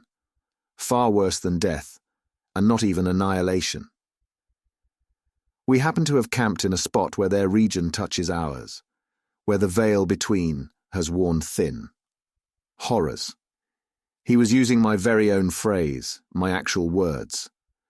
So that they are aware of our being in their neighborhood. But who are aware, I asked. I forgot the shaking of the willows in the windless calm, the humming overhead. Everything except that I was waiting for an answer that I dreaded more than I can possibly explain. He lowered his voice at once to reply, leaning forward a little over the fire, an indefinable change in his face that made me avoid his eyes and look down upon the ground. All my life, he said, I have been strangely, vividly conscious of another region, not far removed from our own world in one sense, yet wholly different in kind, where great things go on unceasingly, where immense and terrible personalities hurry by, intent on vast purposes compared to which earthly affairs, the rise and fall of nations, the destinies of empires, the fate of armies and continents, are all as dust in the balance. Vast purposes, I mean, that deal directly with the soul and not indirectly with mere expressions of the soul. I suggest just now, I began, seeking to stop him, feeling as though I was face to face with a madman. But he instantly overbore me with his torrent that had to come. You think, he said, it is the spirit of the elements. And I thought perhaps it was the old gods. But I tell you now it is neither. These would be comprehensible entities, for they have relations with men, depending upon them for worship or sacrifice, whereas these beings who are now about us have absolutely nothing to do with mankind, and it is mere chance that their space happens just at this spot to touch our own. The mere conception which his words somehow made so convincing as I listened to them there in the dark stillness of that lonely island set me shaking a little all over. I found it impossible to control my movements. And what do you propose? I began again. A sacrifice, a victim, might save us by distracting them until we could get away, he went on. Just as the wolves stopped to devour the dogs and give the sleigh another start. But I see no chance of any other victim now. I stared blankly at him. The gleam in his eye was dreadful. Presently he continued. It's the willows, of course. The willows mask the others, but the others are feeling about for us. If we let our minds betray our fear, we're lost utterly. He looked at me with an expression so calm, so determined, so sincere, that I no longer had any doubts as to his sanity. He was as sane as any man ever was. If we can hold out through the night, he added, we may get off in the daylight unnoticed, or rather, undiscovered. But you really think a sacrifice would... That gong-like humming came down very close over our heads as I spoke, but it was my friend's scared face that really stopped my mouth. Hush, he whispered, holding up his hand. Do not mention them more than you can help. Do not refer to them by name. To name is to reveal. It is the inevitable clue, and our only hope lies in ignoring them, in order that they may ignore us. Even in thought. He was extraordinarily agitated. Especially in thought. Our thoughts make spirals in their world. We must keep them out of our minds at all costs, if possible. I raked the fire together to prevent the darkness having everything its own way. I never longed for the sun as I longed for it then, in the awful blackness of that summer night. Were you awake all last night? He went on suddenly. I slept badly a little after dawn, I replied evasively, trying to follow his instructions, which I knew instinctively were true. But the wind, of course. I know, but the wind won't account for all the noises. Then you heard it too. The multiplying countless little footsteps I heard, he said, adding, after a moment's hesitation. And that other sound. You mean above the tent, and the pressing down upon us of something tremendous, gigantic. He nodded significantly. It was like the beginning of a sort of inner suffocation, I said. Partly, yes. It seemed to me that the weight of the atmosphere had been altered, had increased enormously, so that we should have been crushed. And that, I went on, determined to have it all out, pointing upwards where the gong-like note hummed ceaselessly, rising and falling like wind. What do you make of that? It's their sound, he whispered gravely. It's the sound of their world, the humming in their region. The division here is so thin that it leaks through somehow. But if you listen carefully, you'll find it's not above so much as around us. It's in the willows. It's the willows themselves humming, because here the willows have been made symbols of the forces that are against us. I could not follow exactly what he meant by this, yet the thought and idea in my mind were beyond question the thought and idea in his. I realized what he realized, only with less power of analysis than his. It was on the tip of my tongue to tell him at last about my hallucination of the ascending figures and the moving bushes, when he suddenly thrust his face again close into mine across the firelight and began to speak in a very earnest whisper. He amazed me by his calmness and pluck, his apparent control of the situation. This man I had for years deemed unimaginative, stolid. "Now listen," he said. "The only thing for us to do is to go on as though nothing had happened, follow our usual habits, go to bed, and so forth.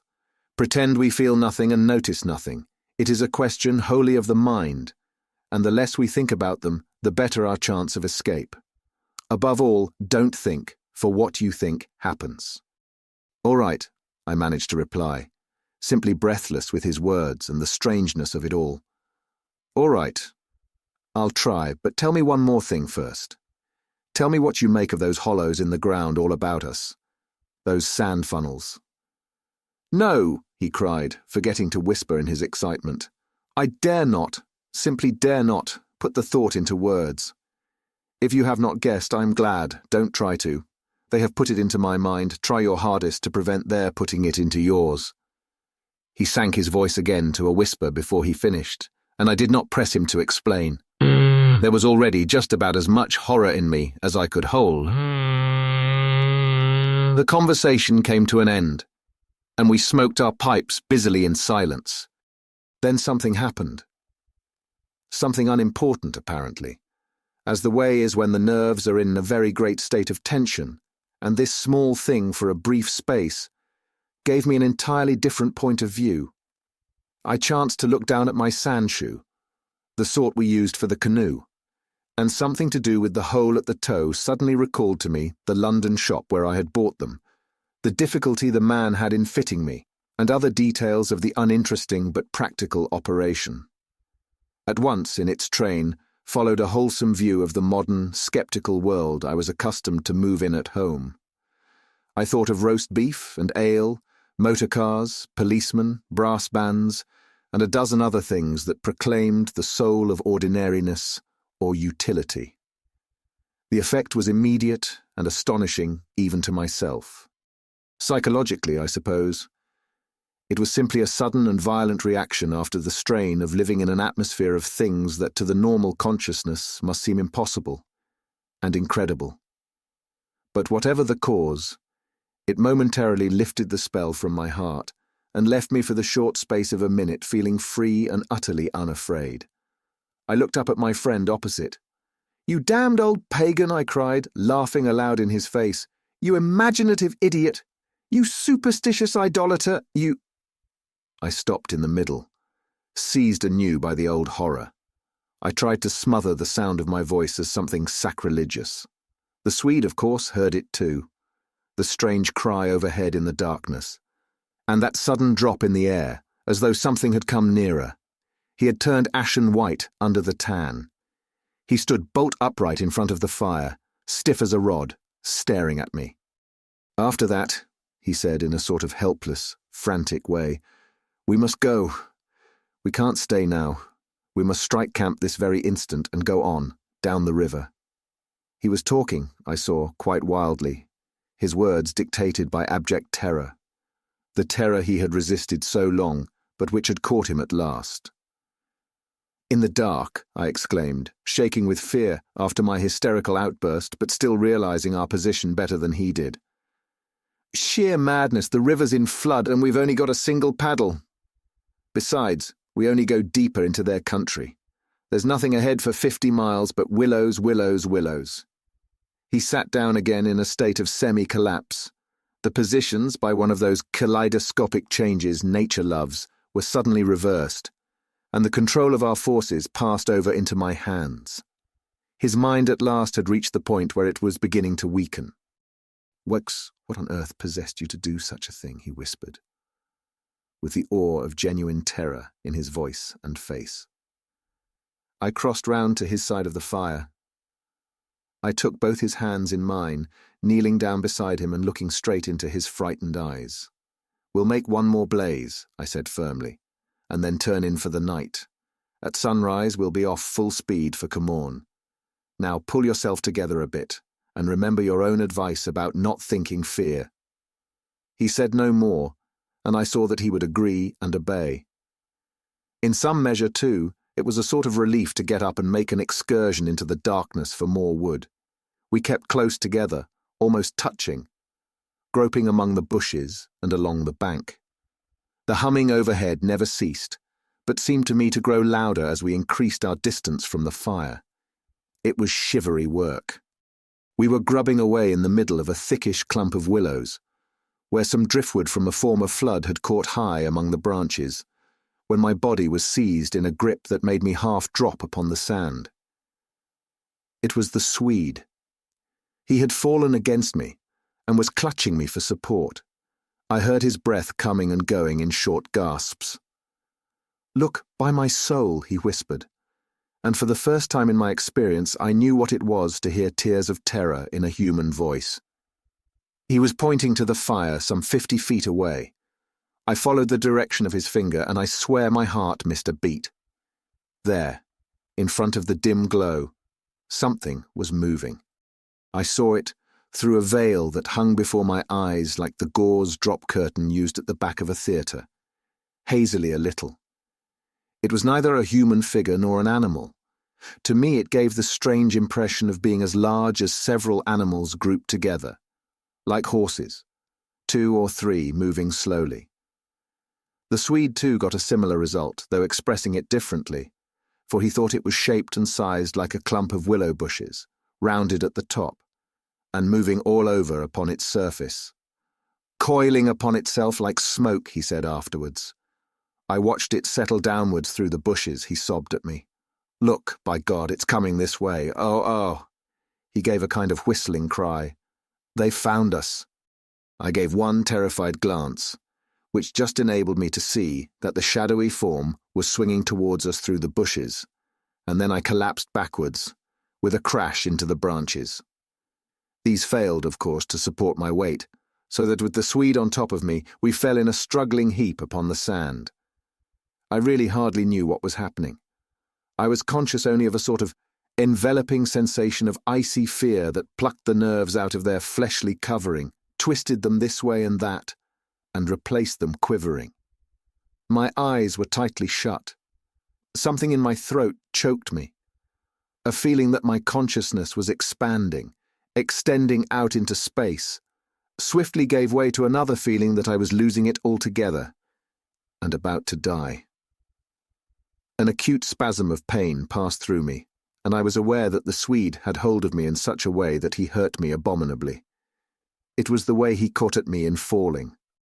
But it was the pain, he declared afterwards, that saved me. It caused me to forget them and think of something else at the very instant when they were about to find me. It concealed my mind from them at the moment of discovery, yet just in time to evade their terrible seizing of me. He himself, he says, actually swooned at the same moment, and that was what saved him. I only know that at a later date, how long or short is impossible to say, I found myself scrambling up out of the slippery network of willow branches, and saw my companion standing in front of me, holding out a hand to assist me. I stared at him in a dazed way, rubbing the arm he had twisted for me. Nothing came to me to say, somehow. "I lost consciousness for a moment or two," I heard him say. "That's what saved me. It made me stop thinking about them." "You nearly broke my arm in 2, I said, uttering my only connected thought at the moment.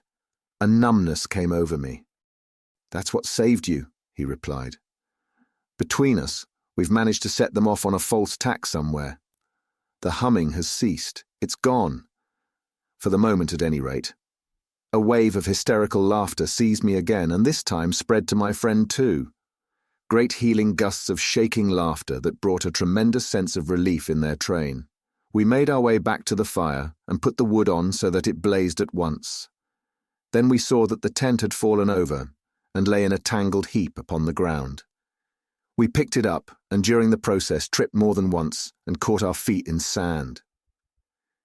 "It's those sand funnels," exclaimed the Swede, when the tent was up again and the firelight lit up the ground for several yards about us.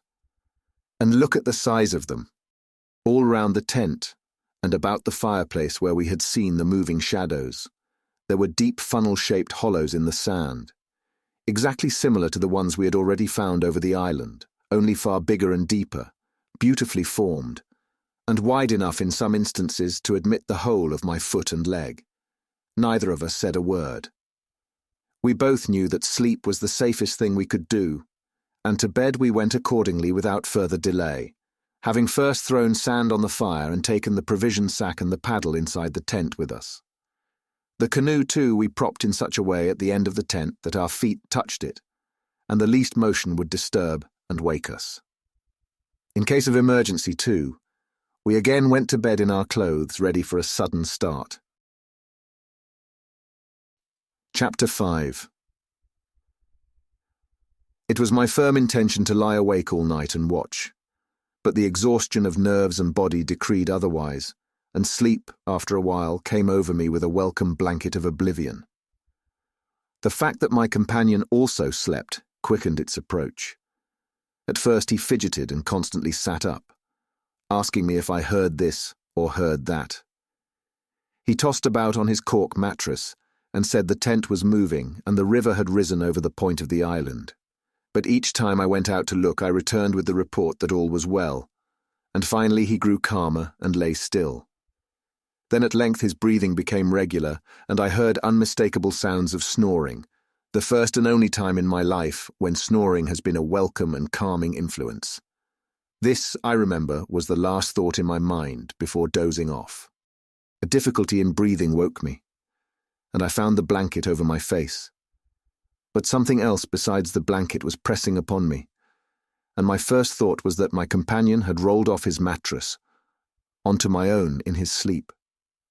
I called to him and sat up, and at the same moment it came to me that the tent was surrounded. That sound of multitudinous soft pattering was again audible outside, filling the night with horror. I called again to him, louder than before. He did not answer, but I missed the sound of his snoring, and also noticed that the flap of the tent was down. This was the unpardonable sin.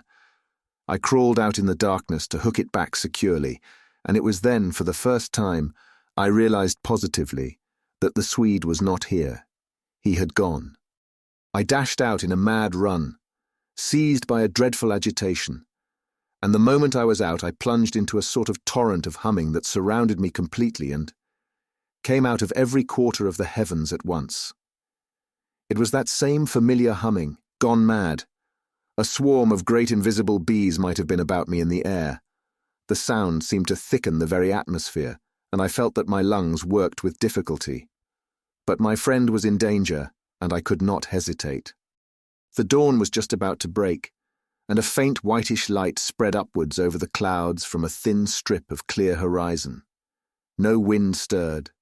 I could just make out the bushes and river beyond, and the pale sandy patches.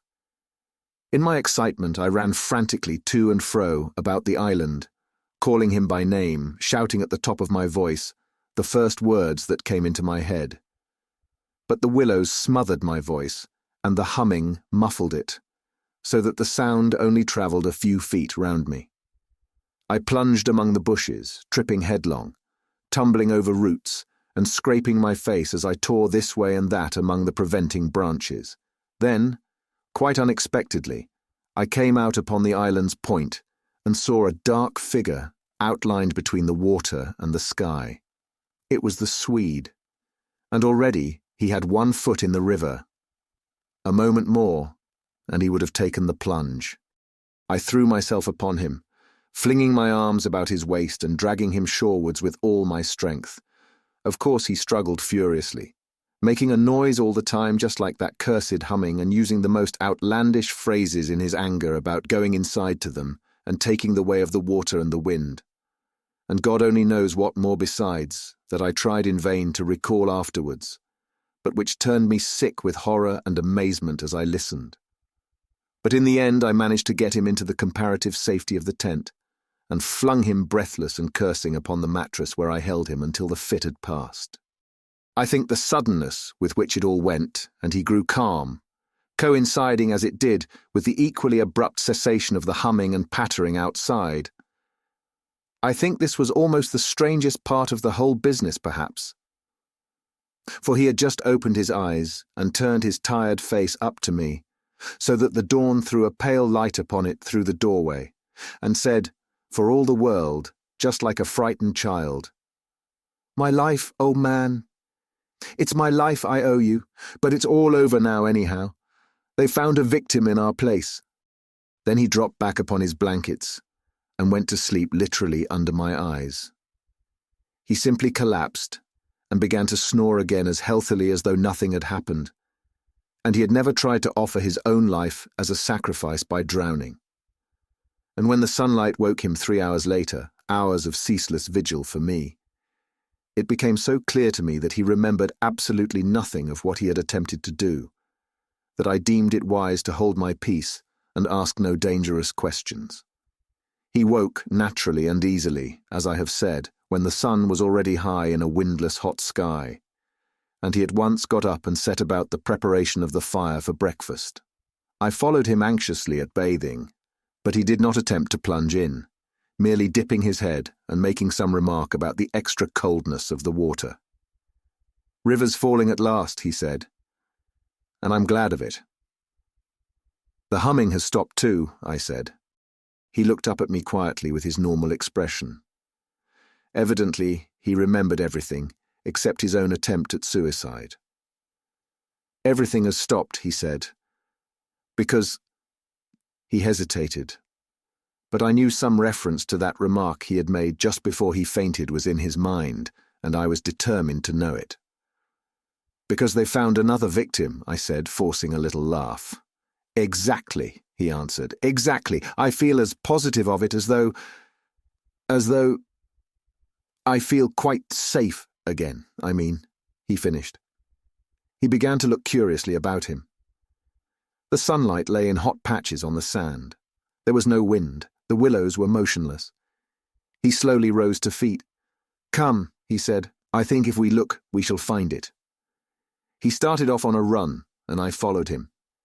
He kept to the banks, poking with a stick among the sandy bays and caves and little backwaters, myself always close on his heels. "Ah!" he exclaimed presently. "Ah!" The tone of his voice somehow brought back to me a vivid sense of the horror of the last 24 hours, and I hurried up to join him. He was pointing with his stick at a large black object that lay half in the water and half on the sand. It appeared to be caught by some twisted willow roots so that the river could not sweep it away. A few hours before, the spot must have been under water. "See," he said quietly, "the victim that made our escape possible." And when I peered across his shoulder, I saw that his stick rested on the body of a man. He turned it over. It was the corpse of a peasant, and the face was hidden in the sand. Clearly the man had been drowned, but a few hours before, and his body must have been swept down upon our island somewhere about the hour of the dawn, at the very time the fit had passed. "We must give it a decent burial, you know." "I suppose so," I replied. I shuddered a little in spite of myself, for there was something about the appearance of that poor drowned man that turned me cold. The Swede glanced up sharply at me, an undecipherable expression on his face, and began clambering down the bank. I followed him more leisurely. The current, I noticed, had torn away much of the clothing from the body, so that the neck and part of the chest lay bare. Halfway down the bank, my companion suddenly stopped and held up his hand in warning, but either my foot slipped, or I had gained too much momentum to bring myself quickly to a halt, for I bumped into him and sent him forward with a sort of leap to save himself. We tumbled together onto the hard sand so that our feet splashed into the water. And before anything could be done, we had collided a little heavily against the corpse. The Swede uttered a sharp cry, and I sprang back as if I had been shot. At the moment we touched the body, there rose from its surface the loud sound of humming, the sound of several hummings, which passed with a vast commotion as of winged things in the air about us, and disappeared upwards into the sky, growing fainter and fainter till they finally ceased in the distance. It was exactly as though we had disturbed some living yet invisible creatures at work. My companion clutched me, and I think I clutched him. But before either of us had time properly to recover from the unexpected shock, we saw that a movement of the current was turning the corpse round so that it became released from the grip of the willow roots. A moment later, it had turned completely over, the dead face uppermost, staring at the sky. It lay on the edge of the main stream. In another moment it would be swept away. The Swede started to save it, shouting again something I did not catch about a proper burial, and then abruptly dropped upon his knees on the sand and covered his eyes with his hands. I was beside him in an instant. I saw what he had seen.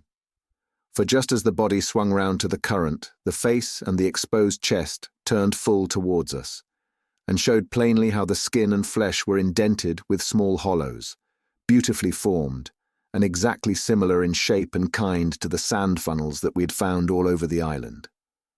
"Their mark," I heard my companion mutter under his breath. "Their awful mark." And when I turned my eyes again from his ghastly face to the river, the current had done its work, and the body had been swept away into mid-stream, and was already beyond our reach and almost out of sight, turning over and over on the waves like an otter. Thank you for listening. If you like our recordings, consider liking this video and subscribing to our channel so you don't miss any more audiobooks.